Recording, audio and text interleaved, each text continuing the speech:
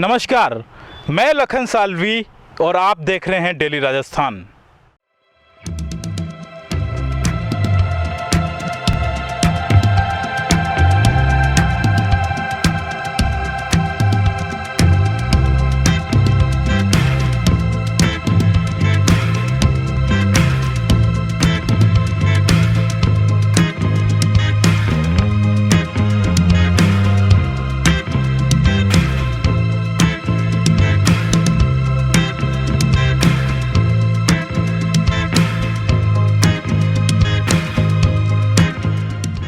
RAS के interview से पहले कभी इंटरव्यू दिए थे?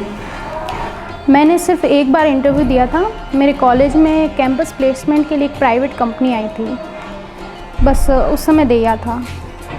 तब के इंटरव्यू में और आज के आरएएस के इंटरव्यू में क्या फ़र्क आपने महसूस किया? फ़र्क तो बहुत ज़्यादा महसूस किया, क्योंकि उस समय जो मैंने कैंपस प्लेसमेंट में इंटरव्यू दिया था, मैं कॉलेज के मैं 3rd ईयर में पढ़ रही थी और उस समय इतना नॉलेज भी नहीं था। ऐसे ही जस्ट सब फ्रेंड्स दे रहे थे तो मैं भी प्लेसमेंट में बैठ गई थी।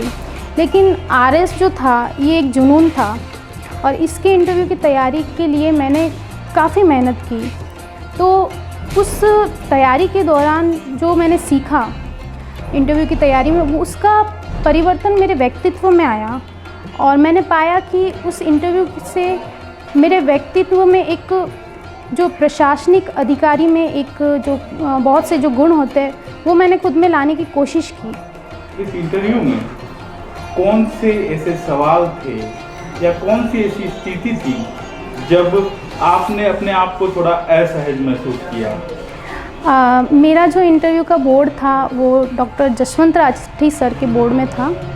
तो मेरे इंटरव्यू में मेरा जैसे कि बैकग्राउंड बीटेक का है, इलेक्ट्रॉनिक्स एंड कम्युनिकेशन, पूरा साइंस बैकग्राउंड है, लेकिन मुझसे पॉलिटी के ही क्वेश्चंस पूछे जा रहे थे बार बार। तो उस समय मैं थोड़ा असहज महसूस करने लग गई और मैं सोच रही थी कि इन क्वेश्चनों से मैं उन्हें किसी तरीके से घुमा के बाहर ले आऊँ।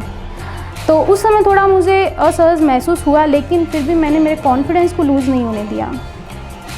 फिर आप ला पाए उनको वहाँ से बाहर? जी, उन्हें लगा कि मैं थोड़ा अनकंफर्टेबल हो रही हूँ, तो उन्होंने खुद ही क्वेश्चन थोड़ा चेंज किया, मेरे बैकग्राउंड से 1-2 क्वेश्चन पूछे। फिर ये जो काम है आपका ग्राम विकास अधिकारी के तौर पर काम करते हुए आरएएस की तैयारी करना कितना चैलेंजिंग रहा? काफ़ी चैलेंजिंग था एक्चुअली। एक तो मेरे गृह जिले में पोस्टिंग नहीं है मेरी, मैं घर से दूर अकेली रहती हूँ। ऊपर से पंचायती राज का जो कार्य था, मैं कॉलेज से जस्ट पास आउट ही हुई थी, मुझे बिल्कुल नॉलेज नहीं था। तो यहाँ पे जैसे सरकारी तंत्र में मेरी एंट्री हुई तो मुझे चीज़ें समझने में बहुत कठिनाइयाँ हुई। फिर ये जो काम है काफ़ी ब्रॉड काम है, ग्राम विकास अधिकारी को वेरियस काम करने पड़ते हैं अपने फील्ड में। तो उसके दौरान अपने मानसिक स्थिति को संतुलित रखते हुए अपनी पढ़ाई में ध्यान देना, उसे में टाइम मैनेजमेंट करना, घर का काम भी करना, खाना भी बनाना, तो वो थोड़ा मुश्किल रहा। कितने घंटे पढ़ाई आप कर पाते थे? मैं शुरुआत में जब मेंस प्री हो गया, प्री के बाद में मेरा प्री का अच्छा पेपर गया था, मुझे पूरा यकीन था हो जाएगा। तो मैंने क्योंकि ये मेरा फर्स्ट अटैम्प्ट था तो मुझे कुछ पता नहीं था, तो मैंने धीरे धीरे समझने की कोशिश की सिलेबस क्या है। तो मुझे थोड़ा स्टार्टिंग में मैं ज़्यादा नहीं पढ़ पाती थी, मुश्किल से 5 घंटे पढ़ती थी। लेकिन जैसे जैसे मेरे मेंस पास आए तो मुझे खुद को ही होश नहीं रहता था कि मैं कितना पढ़ रही हूँ। मैं सिर्फ 6 घंटे सोती थी, उसके अलावा मेरा खाने का टाइम एक्स्ट्रा ये सब आप हटा दीजिए तो लगभग मुझे लगता है मैं 14 घंटे तो शायद पढ़ती थी उस समय। ये क्या तैयारी आपने पहले से शुरू कर दी जब आप ग्राम विकास अधिकारी में चुने गए? इससे पहले ही आपका ख्वाब था ये बनने का या इसके बाद में आपने? नहीं, मेरा पहले ख्वाब नहीं था। पहले जब मैं कॉलेज में थी तो मैंने हमेशा से यही सोचा था कि मैं किसी मल्टीनेशनल कंपनी में ही काम करूँगी, प्राइवेट कंपनी में। लेकिन चूँकि घर वाले नहीं चाहते थे कि मैं ज़्यादा बाहर जाऊँ, क्योंकि प्राइवेट सेक्टर इलेक्ट्रॉनिक्स में जो है साउथ में ही है इसकी इंडस्ट्रीज़। तो पापा ने मुझे बोला कि आप गवर्नमेंट में ट्राई करो। तो जैसे कि मैंने फ़र्स्ट एग्ज़ाम दिया था पटवारी का, उसमें मेरा सिलेक्शन हो गया था, लेकिन उसकी जॉइनिंग लेट आई थी। उसी दौरान मेरा ग्राम विकास अधिकारी में हो गया था, इसकी जॉइनिंग आ गई थी, तो मैंने इसमें ज्वाइन कर लिया। यहाँ आने के बाद मैंने बहुत से जो अधिकारी है जैसे कि यहाँ पे एक मैम थी, Mrs Anjali Rajoria, SDM IS थी। तो मैं उनसे काफ़ी प्रभावित हुई इनकी कार्यशैली से। तो मुझे लगा कि मुझे भी प्रशासनिक इस फील्ड में जाना चाहिए। थोड़ा फैमिली के बारे में बताइए, घर में कौन कौन लोग हैं और किस तरीके से, किस परिवेश में आपकी पढ़ाई हुई है? मेरे घर में मेरी सिंगल फैमिली है, मम्मी पापा और मेरा एक छोटा भाई है। तो मेरी कहते हैं ना कि नींव जो है वो बहुत मजबूत है पढ़ाई में। मेरी मम्मी, मैं जब स्कूल में एडमिशन ही नहीं हुआ था तब से मुझे घर पे पढ़ाती थी। तो और मैथ्स, मेरी मम्मी चूँकि मैथ्स का उनकी काफ़ी अच्छी मैथ्स थी, तो वो मुझे मैथ्स काफ़ी, उन्होंने मुझे उसमें इम्प्रूव करने में काफ़ी हेल्प की। मेरी मम्मी जो है वो उप स्वास्थ्य केंद्र में ANM के तौर पे कार्यरत है और पापा जो है पोस्ट ऑफिस में पोस्टल असिस्टेंट है। मेरा छोटा भाई है, वो बीटेक कर रहा है 3rd ईयर में। मेरे परिवार में हमेशा पढ़ाई का माहौल रहा है। मेरे पापा जो है वो मुझे बहुत मोटिवेट करते थे और मेरे पापा मुझे कहते भी थे कि आपको तहसीलदार की तैयारी करनी चाहिए। उस समय मुझे पता नहीं था ये क्या होता है और मैं उनकी बात को इतना सीरियस लेते भी नहीं थी। लेकिन बाद में मुझे नहीं पता था कि उनकी इसी बातों पे मैं अमल करूँगी और मैं उसी दिशा में कार्यरत रहूँगी। चूँकि मैं जो है मेरे पापा से बहुत ज़्यादा इंस्पायर्ड थी। मेरे पापा जो, जैसे मेरे दादाजी थे, वो मटके का काम करते थे, काफ़ी गरीब फैमिली थी।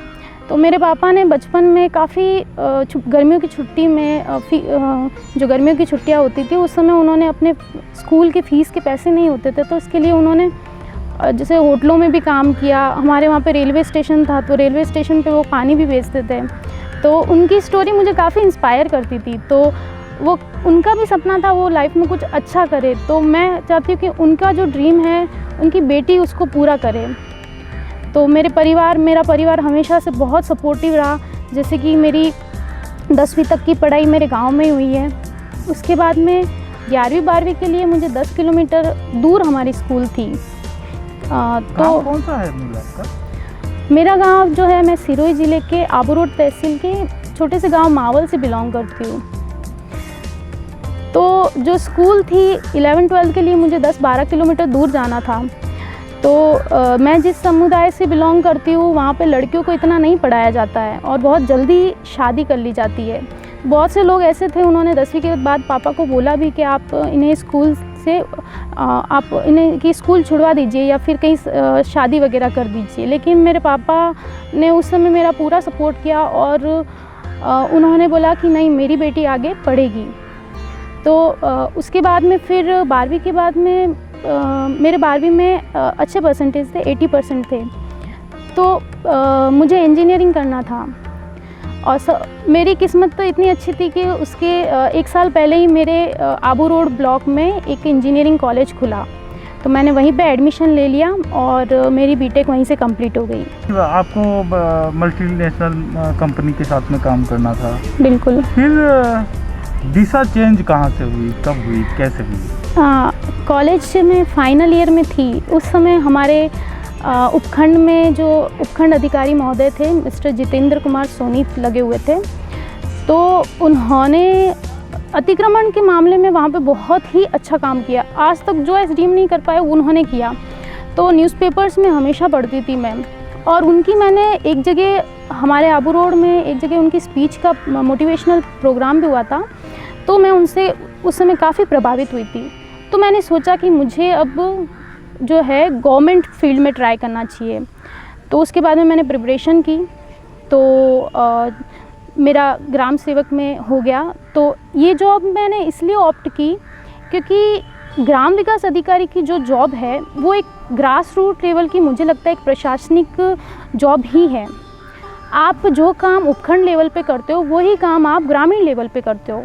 तो मैं इस अपॉर्चुनिटी को नहीं देना चाहती थी, इसलिए मैंने इस जॉब में जाना मैंने ऑप्ट किया और इसी के साथ में मैंने अपनी फर्दर स्टडी भी कंटिन्यू की। डिफरेंट था पूरा काम, पूरा जो पढ़ाई आपने किया था 12th तक या बीटेक का जो किया उससे ये बिल्कुल अलग ही जा रहा था। काम करते हुए, ग्राम विकास अधिकारी के तौर पे काम करते हुए क्या चैलेंजेस रहे, क्या अच्छा लगा? फ़र्स्ट ऑफ़ ऑल तो जैसे कि मैं मारवाड़ से बिलोंग करती हूँ, ये मेवाड़ था, तो यहाँ की लैंग्वेज भी थोड़ी अलग थी, खान पान भी थोड़ा अलग रहता है। तो लैंग्वेज बैरियर रहता है। जैसे गाँवों में जो है यहाँ के लोग इतने पढ़े लिखे नहीं होते और वो मेवाड़ी में ही बात करते हैं। ऊपर से ये जो एरिया है ये थोड़ा हिली एरिया है। जैसे हमारी जो जॉब है वो फील्ड वाली जॉब है, तो फील्ड में कई बार जाना होता है, तो आप अकेले नहीं जा पाते हो। और कई बार काम की इतनी ज़्यादा व्यस्तता होती है क्योंकि आपके पास ढेरों स्कीम्स होती है गवर्नमेंट की, जो भी आती है उन्हें इम्प्लीमेंट करना होता है। तो उसके साथ में अपनी पढ़ाई को भी कंटिन्यू करना, अपना खुद का भी काम करना, तो काफ़ी ये सब चैलेंजेस मैंने महसूस किए। लेकिन चूँकि गोगुंदा में जो मेरा स्टाफ था, ग्राम पंचायत का स्टाफ, वो काफ़ी सपोर्टिव था। जैसे कि टवर मैडम थी, एलडीसी मैडम थी, वो काफ़ी सपोर्ट करती थी मुझे। उसके अलावा पंचायत समिति का जो स्टाफ था, बीडीओ सर वगैरह, सब पूरे पंचायत समिति स्टाफ सब ने मुझे सपोर्ट किया। ये जो परिणाम है, कौन सी रैंक आपकी बनी है और उससे आप कितना खुश हैं? परिणाम जो आया है मेरा टीएसपी में मेरी 35 रैंक है। हालांकि मैं संतुष्ट तो नहीं हूँ, मैं फिर से तैयारी करूँगी और वापस बहुत अच्छी रैंक लाने की कोशिश करूँगी। मुझे लगता है शायद मेरे प्रयास में ही कई कमी रही होगी, तभी मैं इतना अच्छा नहीं कर पाई जितना मैं कर सकती थी। तो मैं फिर से तैयारी करूँगी नेक्स्ट वैकेंसी के लिए और इस बार मेरी कोशिश रहेगी मैं टॉप 50 में आऊँ। ये परिणाम आने के बाद में आप घर पे गए हैं? सर उस दिन फ्राइडे था, तो जैसे कि सैटरडे संडे ऑफ रहता है, तो मैं सर से छुट्टी लेके फिर उस दिन परिणाम आने वाला था, तो मेरी इच्छा थी कि उस समय मैं मेरी फैमिली के साथ ही रहूँ। तो उस समय मैं परिवार के साथ ही थी। रात को लगभग 11:30 बजे परिणाम आया, तो सब लोग साथ में ही थे। हालांकि थोड़ी मुझे परिणाम देख के इतना खुशी नहीं हुई, लेकिन मेरे पेरेंट्स ने मुझे मोटिवेट किया कि आप पहले प्रयास में यहाँ तक पहुँचे हो। लोग कई प्रयास करते हैं तब जाके उन्हें सफलता मिलती है और आप नेक्स्ट प्रयास में और भी अच्छा करेंगे। तो इस तरीके से उन्होंने मुझे मोटिवेट किया। ए भाई, सब्सक्राइब करो डेली राजस्थान चैनल को। आप सभी डेली राजस्थान चैनल को सब्सक्राइब करो।